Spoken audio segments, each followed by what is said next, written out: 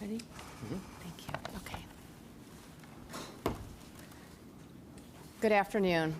Thank you for joining us today. I'm joined by Pat Allen, Director of the Oregon Health Authority, and Dr. Dean Seidlinger, our state epidemiologist. Today, I will lay out a framework that we will use as we approach Phase 2 of my Safer and Stronger Oregon plan. Then Pat will provide an update on the contact tracing teams that are being deployed around the state, as well as the latest updates on the state's testing capacity. Dr. Seidlinger will give an overview of the specific requirements for entering Phase 2. It's been 10 weeks since I announced Oregon's Stay Home, Save Lives order. Many of us expected and hoped that this would be a shorter detour from our everyday lives, that life would quickly return to normal. But as the weeks have come and gone, we find ourselves adapting to a new normal. People all over the globe now understand that we will continue living with the threat of the virus until there has been a widely available treatment or a vaccine. And unfortunately, that's going to take months and months, not weeks and days. When you compare Oregon to many other states, it's clear that we've been very successful at flattening the curve of the transmission of the virus. That's because Oregonians look out for one another. As my colleague, Governor Como, said, Oregonians are both kind and smart. Today, most of us live in communities where people are venturing out a bit. We do so cautiously, looking out for our friends, our family, and our neighbors. We are wearing face coverings in many work settings and when out in public. We are keeping our social circles small and staying local. We are covering our coughs, washing hands for 20 seconds with soap and water, of course, and we're staying home when we are sick. I want to say thank you to each and every Oregonian who's made tremendous sacrifices to protect the health and safety of our communities. Your leadership, both kind and smart, is why we've been able to begin the reopening process.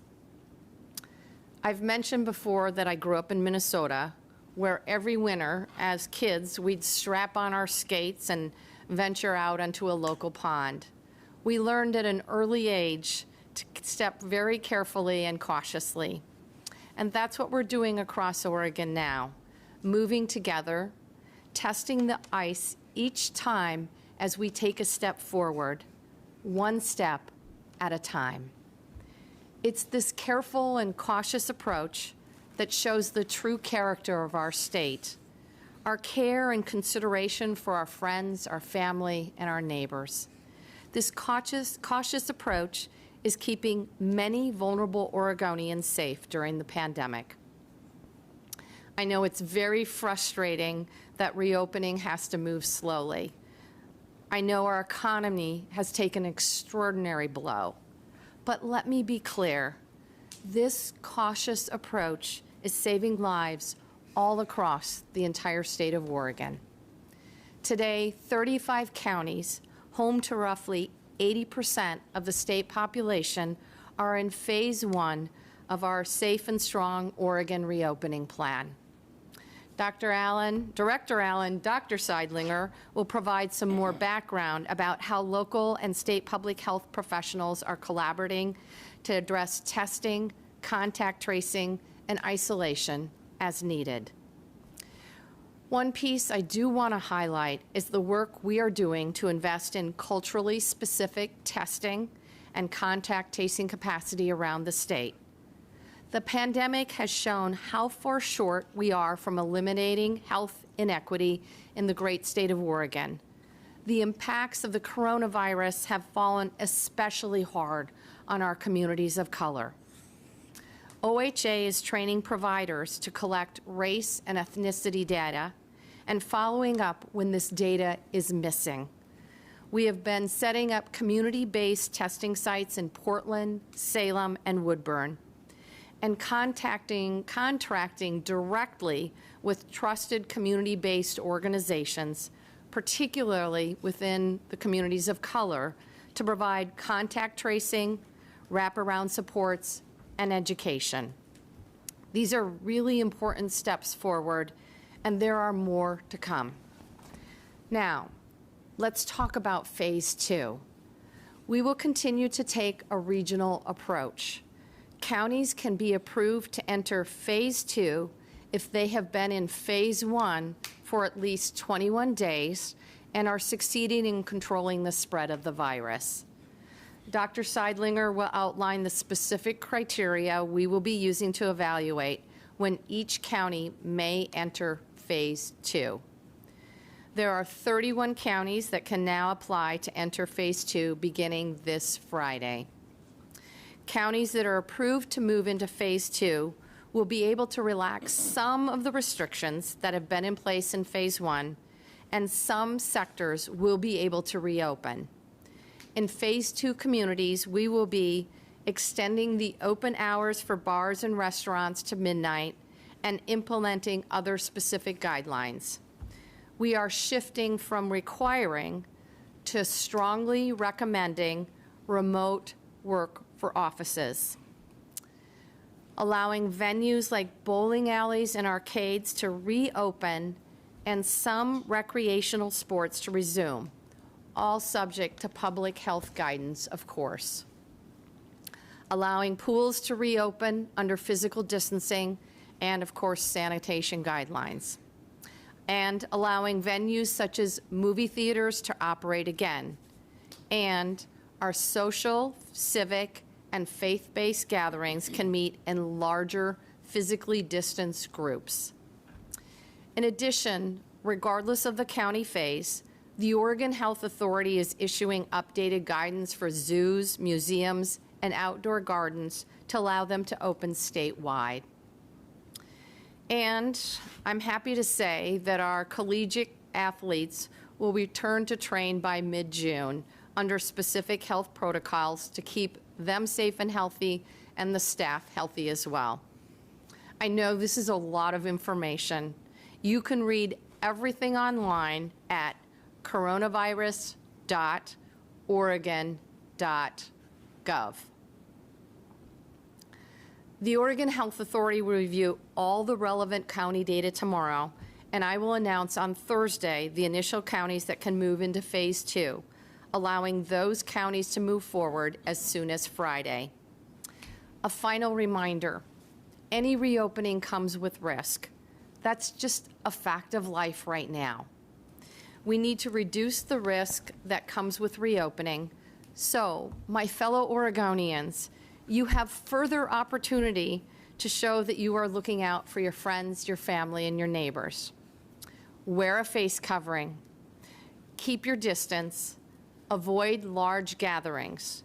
Keep it local.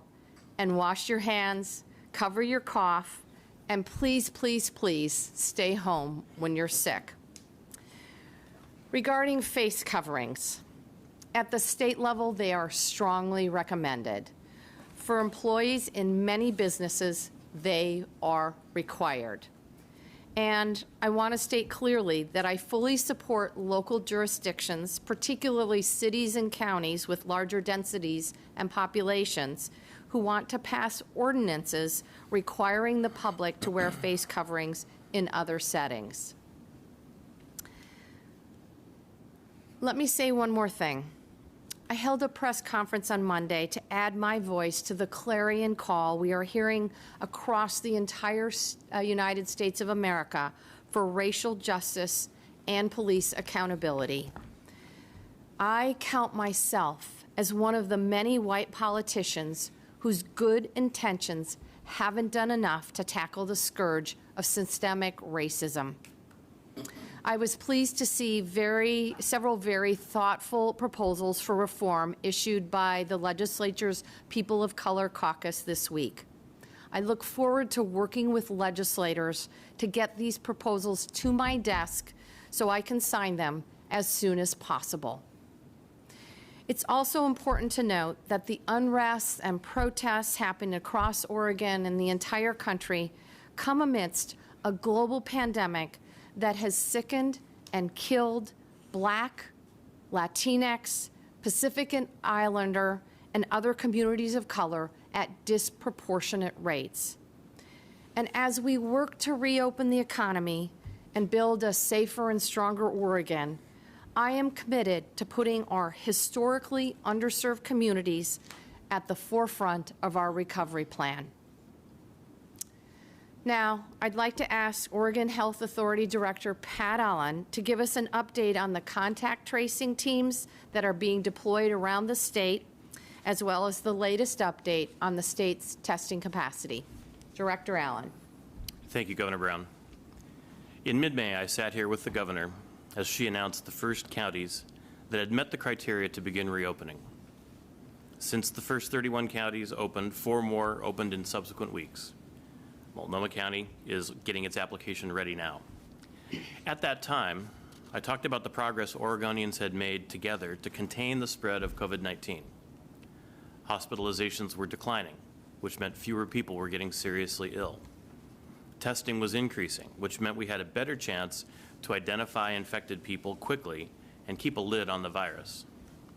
The percentage of positive tests had dropped from 4% to 3%, which meant testing was becoming widely available and accessible, and our testing guidelines were accurately matching people who needed to be tested. But I also said reopening was not without risks. Oregonians needed to exercise caution and care to prevent the virus from bouncing back. As much as we all wanted to see normal life return, we couldn't open the door to COVID-19's resurgence. More than 2 weeks later, I think it's safe to say our situation is stable. Oregonians have been doing what they need to do to keep themselves, their loved ones, and their neighbors safe. It has in fact been a team sport. As stores, salons, and restaurants have reopened across the state, COVID-19 has not reemerged with renewed ferocity. 2 weeks ago, Oregon had the 5th lowest COVID-19 infection rate in the nation. Today, we have the 4th lowest. There are other encouraging signs. Newly reported cases have been on the decline until just recently. On May 15th, the Oregon Health Authority reported 63 new cases. Today we're reporting 65. Over the past 2 weeks, we have seen a decline in new cases until recently when we saw a small percentage increase in positive cases. However, testing also increased, and we believe some of that jump has been new cases has been a product of that increased rate of testing.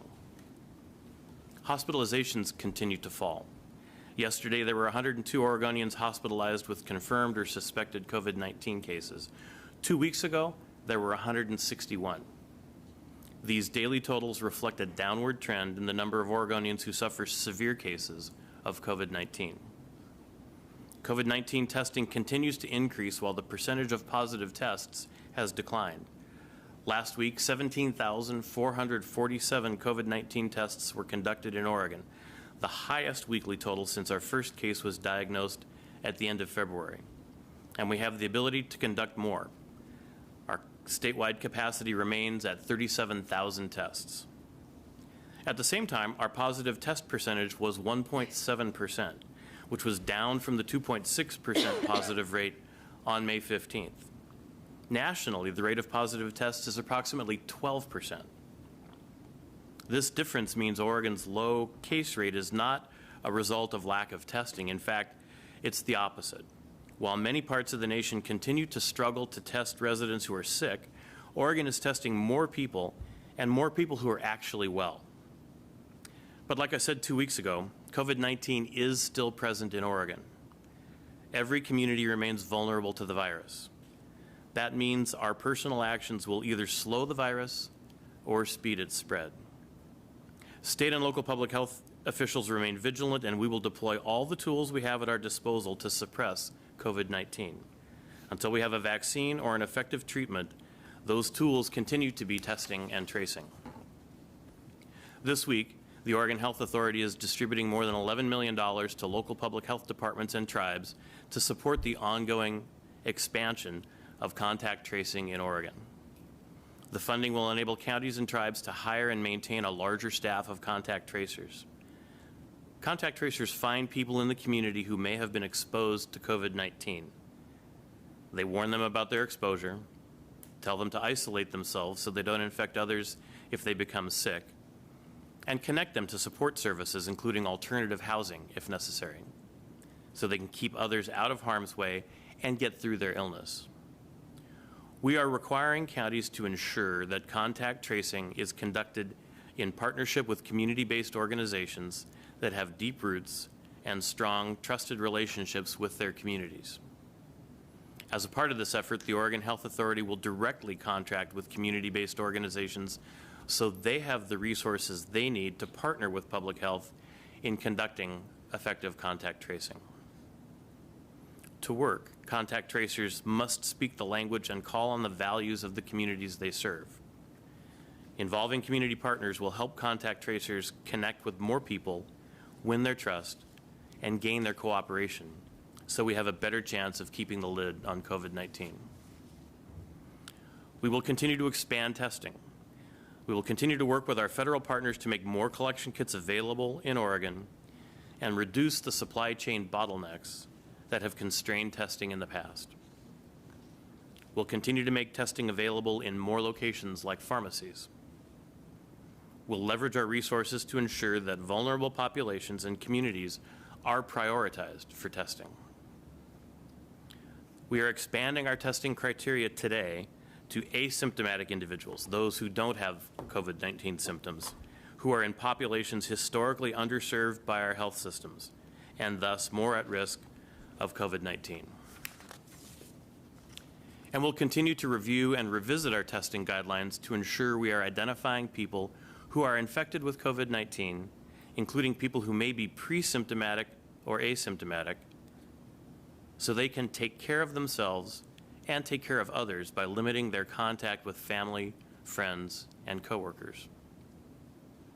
Finally, I want to acknowledge that we cannot contain the coronavirus without doing something about the social inequities that fuel its spread. A crisis has a tendency to expose your weaknesses and areas where systems are inadequate, and this pandemic has been no exception. The protests of the killing of George Floyd, while not directly related to the coronavirus, have exposed the fundamental flaws in our justice system. In the same way, the COVID-19 pandemic has shown how far short we are from eliminating health inequity in our state. The impacts of the coronavirus pandemic have fallen especially hard on communities of color across the nation and in Oregon. A centuries-long history of racism and oppression have led to the very health conditions that exacerbate the impacts of COVID-19. At OHA, we've been too slow to recognize that threat and act on it. For that, I'm truly sorry. This is a time when people are angry, hurting, and afraid. I want to acknowledge those very real feelings. I want to acknowledge the failings, including OHA's and including my own, that have contributed to them. OHA will do better. I will do better. We have to. The health and safety of everyone in our communities depends on those of us in positions of privilege and leadership taking action to rectify inequity and make sure our healthcare system meets the needs of everyone it must serve. OHA has been involved in conversations with leaders of communities of color in Oregon to chart a better path. For the COVID-19 response, this includes improving collection of race and ethnicity data to better understand how hard the virus is affecting different communities, improving access to testing, treatment, and support services so we know who's infected and we can help them recover, and our most vulnerable communities receive priority for any emerging therapeutics or vaccinations. Supporting community-centered outreach and education for people to know how to protect themselves and their families and get the help they need. And helping more people get counseling to ease the worry and distress that can stem from the health and economic impacts of this disease. I am committed to taking these steps necessary to be responsive to and engage in co-creation of solutions with communities of color to improve health outcomes. At a time when so much seems to be driving us apart, it's both ironic and true that a deadly virus such as COVID-19 reminds us of our common humanity, especially our shared vulnerability, our mutual dependence, and our collective capacity to overcome grave threats by working together. As Oregon moves into the next phase of reopening, I'm counting on Oregonians to continue to work together to keep each other safe and suppress the spread of COVID-19. Now let me turn it over to Dr. Seidlinger to talk about the criteria we're using to evaluate whether it's safe for counties to enter phase 2 of reopening. Thank you, Director Allen. I'm Dr. Dean Seidlinger, the State Health Officer and State Epidemiologist in Oregon. We know that the impacts of COVID-19 and the measures we've taken to control the outbreak have had tremendous impacts. We know that many people are scared, so I want to assure you that we are moving forward with safety in mind. As Director Allen said, I want to walk you through the criteria we're using to evaluate whether counties can move forward into phase 2 safely. As you recall, we had 4 main prerequisites for entering phase 1. Statewide, there has been a leading indicator, the evidence of declining transmission of COVID-19 as shown by a drop in percentage of people coming to our emergency rooms with symptoms of COVID-19. We looked for a 2-week period of declining hospital admissions, indicating that serious disease from COVID-19 was going down. We were looking at the county's contact tracing plan and if they had the capacity to quickly ramp up their contact tracing capability in response to this outbreak. And we were concerned about our healthcare capacity. Do we have the capacity to treat those most seriously ill with the personal protective equipment on hand to respond to a surge in cases if that became apparent in our state? To date, 35 counties met these initial criteria, which allowed the residents to return to some degree of normal activity, such as getting a haircut, going to a restaurant, working out in a gym, shopping at a mall, or socializing in small groups, all with physical distancing in mind and with covering their faces when possible and when physical distancing wasn't able to be maintained. As we consider the county's readiness to enter phase 2, we're looking at some additional criteria which reflect the importance of managing the risks of COVID-19 infections and preventing new outbreaks from occurring in our state. We want to assure that our public health system, our local and tribal partners, with assistance from the state, can follow up timely with cases that are reported to us. 95% of that contact we want to happen within 1 day, and our counties have risen and are meeting that. We want to be able to trace those individuals who may have been exposed to someone who's sick. And we want to know that 70% of those people, we can tell where they got sick. That would indicate minimal community spread in Oregon. We are close to meeting that criteria statewide. We want to see no increase in cases or the positivity in our tests. That means we're looking at a percentage. We want to see our cases come down or stay flat in cases over the last week. And we don't want to see an increase in the percent of positive tests that we're seeing throughout Oregon. And as Director Allen told you, we are doing very well with that metric right now, indicating that we are testing adequately across the state, even though we know we have more work to do in many of our communities. Today, our OHA epidemiologist will be pulling the data and analyzing it, and we will use this most up-to-date data and use the numbers to evaluate counties' readiness to enter phase 2 and make recommendation to Governor Brown's office about which ones can move safely forward. We have also asked counties that if they're not meeting these metrics, that they provide their mitigation plans or what they need to do differently to meet these metrics. But that's not the end of the process.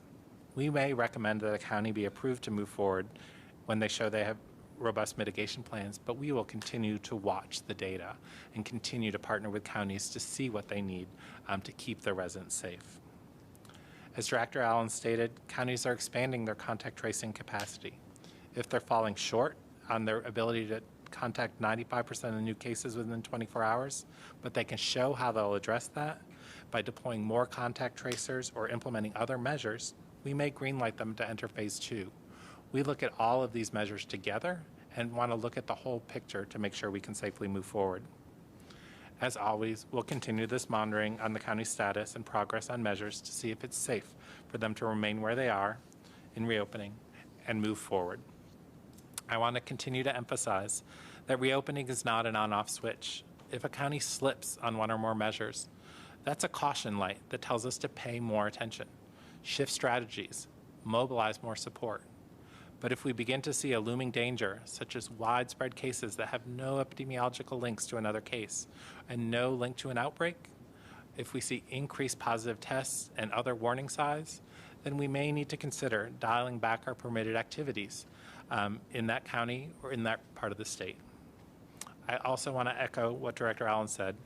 We're all in this together. State, local, and tribal public health will use every tool we have to keep people safe as counties reopen. But we're counting on the public to do its part. Practice physical distancing, stay 6 feet apart. Don't gather in large groups. Wear cloth face coverings when you're out in public or other face coverings to protect others in case you have COVID-19 but you don't yet show symptoms.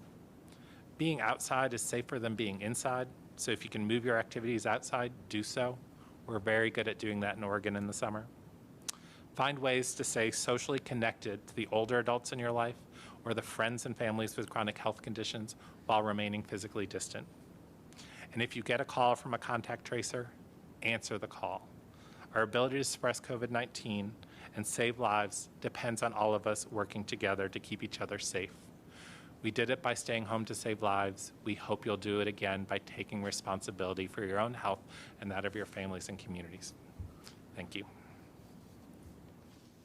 Hi, everyone.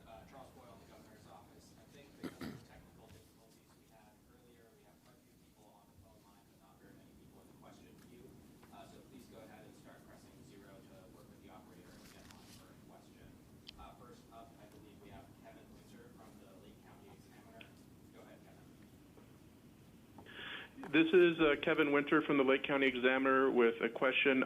I haven't seen any guidance of how long Phase 2 will last. Has that been decided yet? Great question, Kevin. I'm going to turn that over to Dr. Seidlinger. I think Phase 2 is where we're going to live for the next several months. This will likely carry us through the summer and perhaps into the fall as we look for those effective treatments that can keep people from getting sick once they have the disease, and ideally a vaccine that can prevent it, but we know that's a ways off.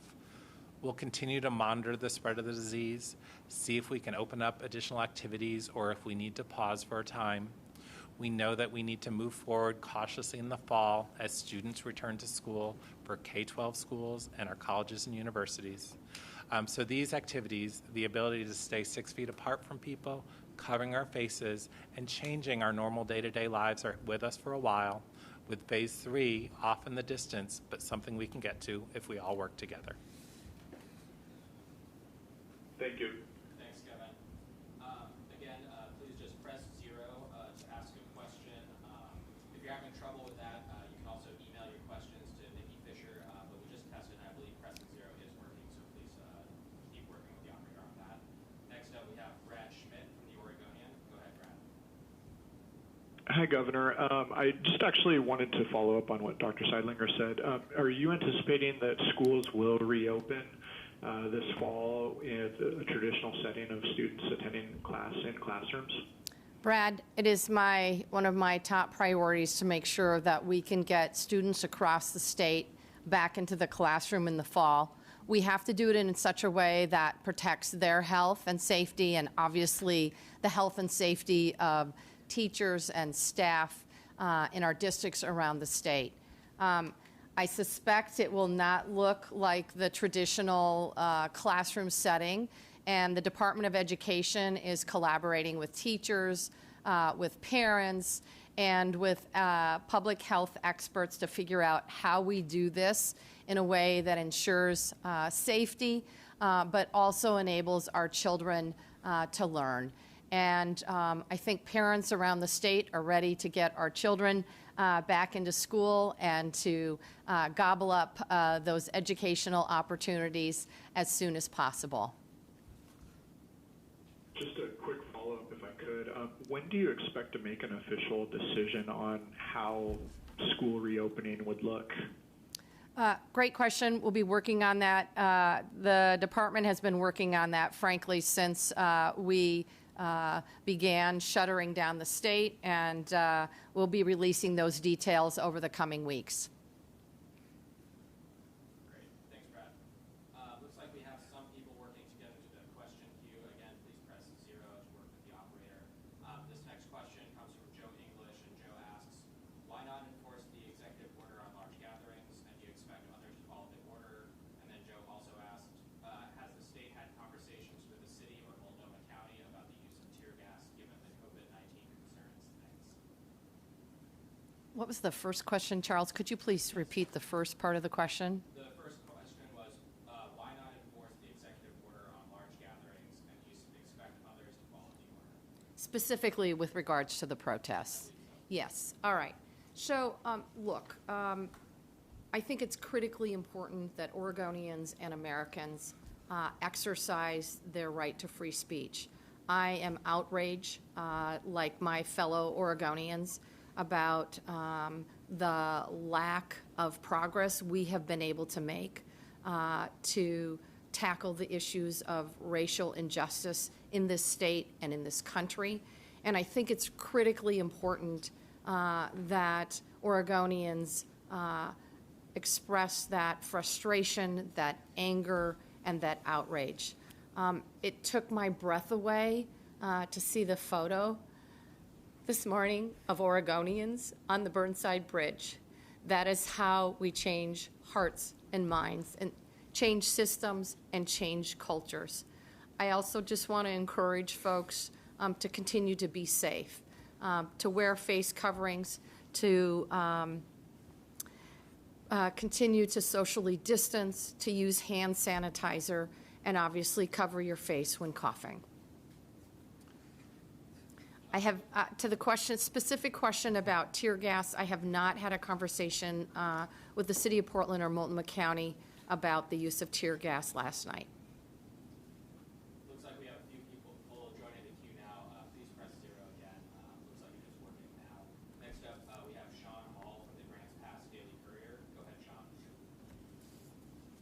Thanks very much. I hope you can hear me. I had a question regarding rallies because we had about 250 people in front of our courthouse yesterday, but I believe that has been answered and addressed.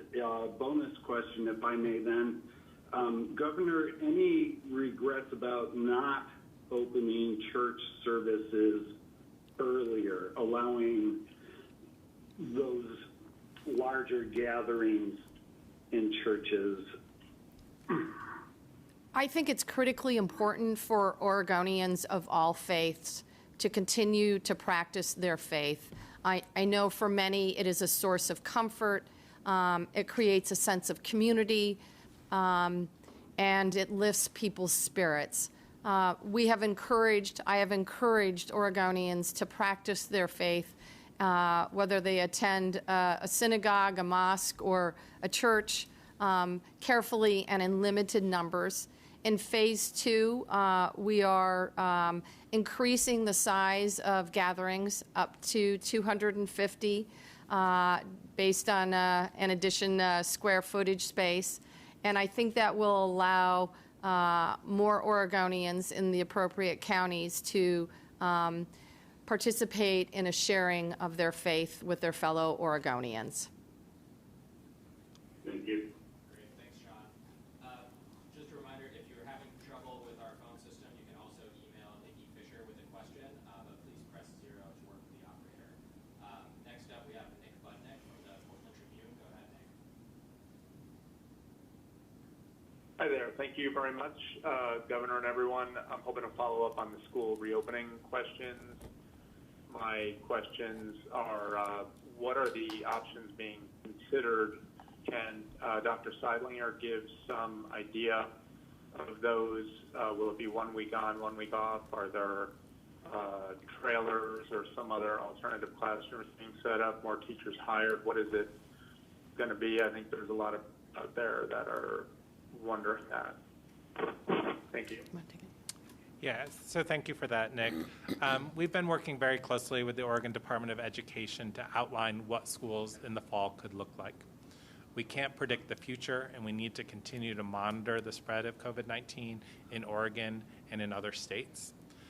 But as we're making plans that are similar to the guidance you've seen for the rest of the state. Can we bring students back to school and keep physical distance between students and teachers and other staff? Use face coverings where appropriate. Increase our sanitation by washing those commonly touched surfaces more often. Access to sanitizer and places to wash their hands so that we can limit the spread. We know that depending on the spread of disease in our state or in particular communities, there may need to be some hybrid learning with some students on campus to limit the size of the gatherings on campus, with others doing distance learning and possibly some trade-off. We want to lay out some public health principles that will keep the staff, the children, and the family safe and allow schools to operationalize that in the best way that they can. For some schools, that may be a staggered schedule. That may be bringing in additional space or using other space, but we don't want to tell schools what to do or how to do it. We want to tell them what to do, which is to keep the school community safe, and we will continue to have those conversations and continue to reevaluate and readjust that guidance probably up until the time we think school may start. And that's a new normal for us, for the Department of Education, for the Oregon Health Authority, for our school boards, for our school principals and our teachers, that we need to be flexible and work to do everything we can to get students safely back to school and learning, because the best thing for a student is to be in a chair in front of a teacher learning. Director Allen also has a comment, given that he spends a bit of his free time on a school board.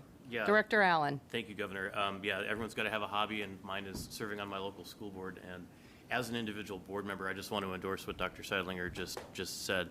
Every school district and every school is different, and getting the general rules of the road and the guidance of how to approach bringing kids back to school is really valuable to then allow us as a district to figure out how to engineer and design and implement that in our local settings, in our local buildings, and in our communities. That broad set of guidelines and then giving us that freedom to design is going to be critical for us to be able, all across Oregon and school districts everywhere, to be able to do this effectively. I'll just add one other thing. We are working with legislative leadership to make some more significant investments in broadband. My hope was that the internet would literally be a bridge between our urban and rural communities, and unfortunately, we don't have the infrastructure for all of our homes, all of our schools, and all of our businesses around the state to have access to the internet. I know that it has put a lot of our kids across the state at a disadvantage because of lack of access to the internet.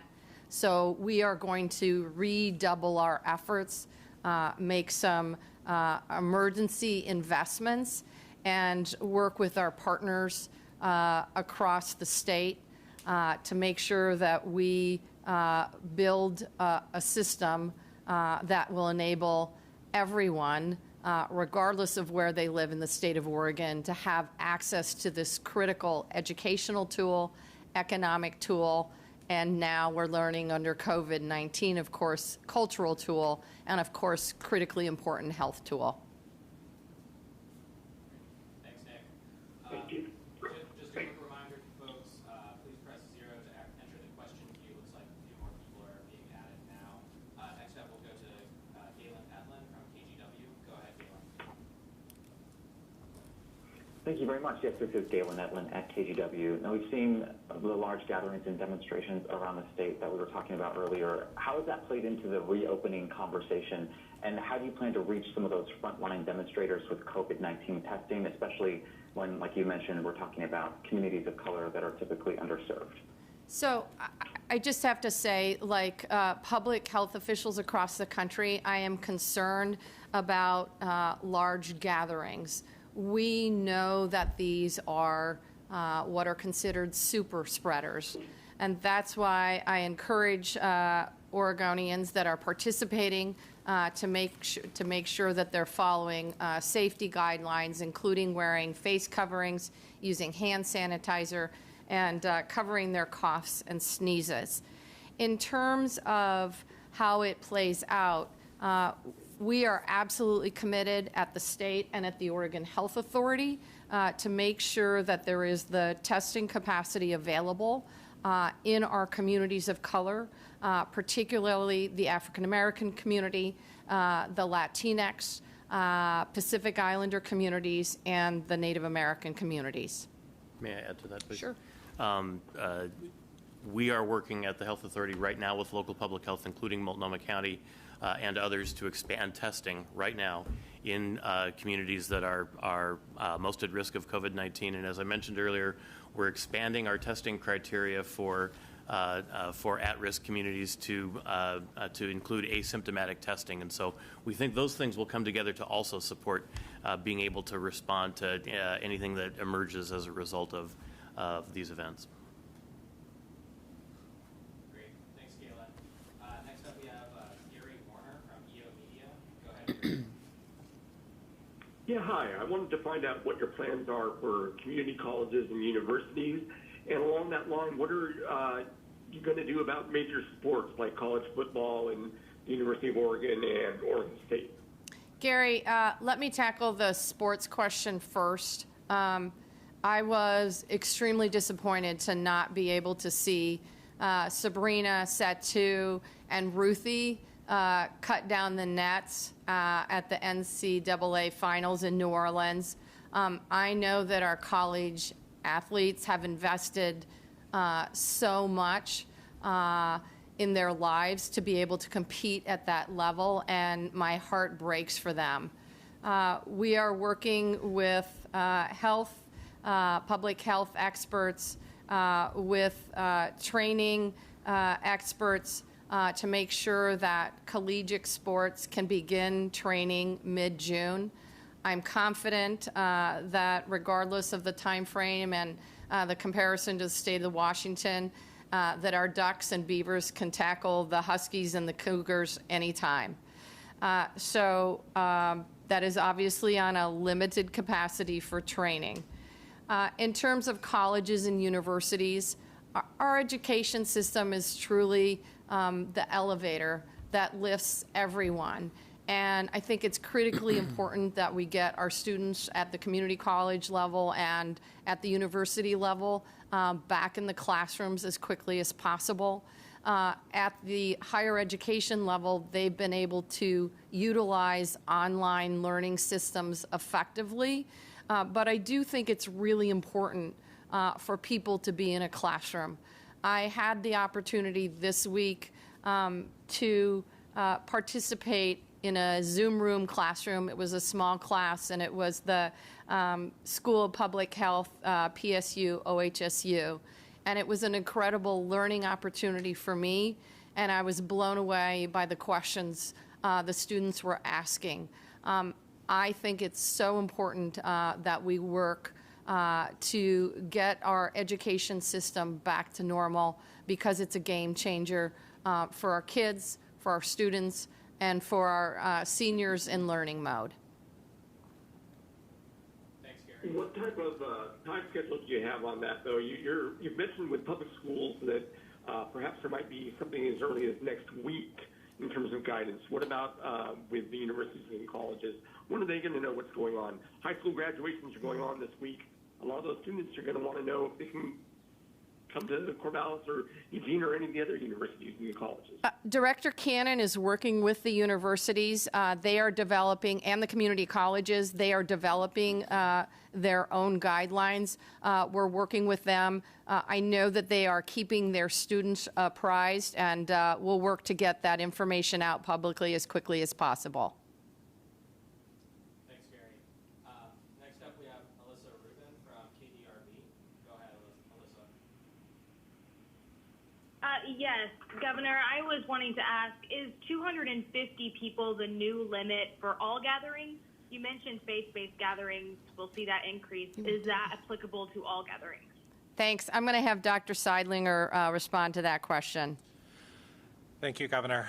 You know, we're still finalizing some of the details, but the way it'll break down that The normal guidance will be people can gather in groups of 50 people indoors or 100 people outdoors unless specifically called out to not meet those guidance. Those kind of settings will be things like restaurants, gymnasiums, faith-based gatherings, other gatherings, where we will make recommendations, requirements that physical distancing is maintained, and they can use the square footage they have available to them to make sure that people have at least 35 square feet of space, and they can put up to 250 individuals in that space, whichever is lower. We want to ensure that people come back together for various reasons, to attend faith-based services, to gather for other reasons, for entertainment, and can do so safely. So there are specific venues where that will be called out, where they can go to this higher level. But we will also increase the size of people who can gather in your backyard from a barbecue for those people entering in phase 2. So we'll have some very specific guidance and which guidance pertains to which sector so that we can try and maximize the opportunity for people to get together and do so safely as we continue to monitor the spread of COVID-19 in the state. And I just want, Oregonians have done a really incredible job making really tough sacrifices. We have really changed how we live. I just want to encourage Oregonians to continue to be kind, to continue to be smart, to continue to protect their family members, their neighbors, and their fellow Oregonians. And really quickly, could you say what that square footage was again, Doctor? So in order for people to maintain 6 feet of distance, if we look at a space and say, most people know the square footage of their establishment. So if you say 35 square feet per person, that will allow people to stay 6 feet apart. Use the face coverings when they can't mention that, but that 35 square feet is kind of a measure that we're using across many sectors to ensure people stay safe. Thanks, Lissa. Thanks. Just a reminder to folks, if you're having trouble pressing 0, you can also email your questions to Nikki Fisher. Please try and press 0. Next up, we've got Sean Hall again from the Daily Courier. Go ahead, Sean. Hi, Governor, I wanted to ask about nursing home visitation. I don't know what the new guidance will be. That's an important population, and visits from family and friends are important. And pardon me, but besides nursing home visits, maybe I could also ask you, if I may get 2 more regarding masks for restaurant workers. Apparently that's difficult for people in restaurant kitchens. And then also jet boating. How do you, rules regarding jet boating, how do you social distance on jet boats? So nursing homes, restaurant kitchens, and jet boating. Forgive me for trying to fit that all in. Okay, Sean, that's quite a variety of questions. I'll try and respond briefly to all of them. Face coverings for our vulnerable employees on the front lines, including restaurant workers. In certain sectors, they are required. We are working with our Business Oregon, our Economic Development Agency, to make sure that there are resources on the ground, particularly for our small businesses that want to make sure that their employees can be protected and be safe by assisting with the costs of face coverings. Obviously, in certain circumstances and certain businesses, that's extremely difficult. In terms of nursing homes, I know this has been really, really hard for people. I know it's really hard for families. I mentioned earlier my 90-year-old uncle celebrated his birthday, his 90th birthday, and normally there would be cake and ice cream, and we would all gather. That didn't happen this time. I applaud the creativity of folks across the state as they are visiting their seniors, their elders, their grandparents, their aunts and uncles in assisted living facilities. I've seen hand touching with glass in between. I've seen balloons. I've seen drive-by parades for folks celebrating special birthdays, and I just appreciate the creativity and the innovation when we can't be together safely. Our folks in our assisted living facilities, our nursing homes are some of our most vulnerable Oregonians. And we have a team of experts at the Department of Human Services and the Oregon Health Authority putting their combined expertise together to make sure that we are providing the appropriate level of safety and sanitation measures in these 650 facilities around the state of Oregon. Dr. Seidlinger, Director Allen, would you like to add anything to any of that? Yeah. So I will say I echo all that about our long-term care facilities, and it's a very difficult situation, I know, not to be able to visit loved ones. I do also want to pick up on that jet boating question for those jet boating aficionados out there. It is hard to maintain physical distance in a small space. So we encourage, sanitizing spaces before people get on, the use of face coverings. The good news is that when you're on a jet boat, you're outside. The likelihood of transmission from one person to another is less, particularly as you're going about enjoying the day. So certainly we encourage people to continue to take precautions to protect themselves and those around them, but they can enter these activities safely, even when physical distancing isn't available on a space like a jet boat. So that's why those recommendations are out there. And if I could add one other thing, Dr. Seidlinger early on talked about, in answering the question about phase 3, that as phase 2 continues, we'll likely make adjustments to guidance as we learn more. And we've been saying from really the outset that we learn more about the coronavirus and about COVID-19 every single day. And I think that's going to apply to guidance as well, as we learn more about what kinds of activities have what sorts of risk. One of our general principles is outside is better than inside. And I think guidance around outdoor activities is an area where you may see things evolve as we go through the summer and learn more about what are the risks of certain kinds of activities. I just commit to Oregonians that we will continue to make decisions based on science and data informed by our medical advisory panel and epidemiologists and public health experts.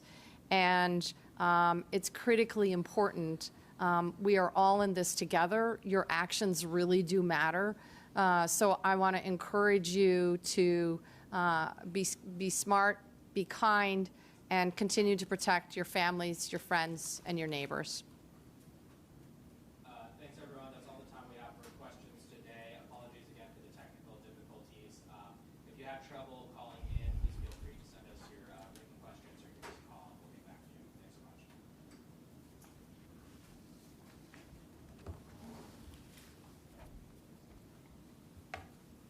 Thank you. Thank you.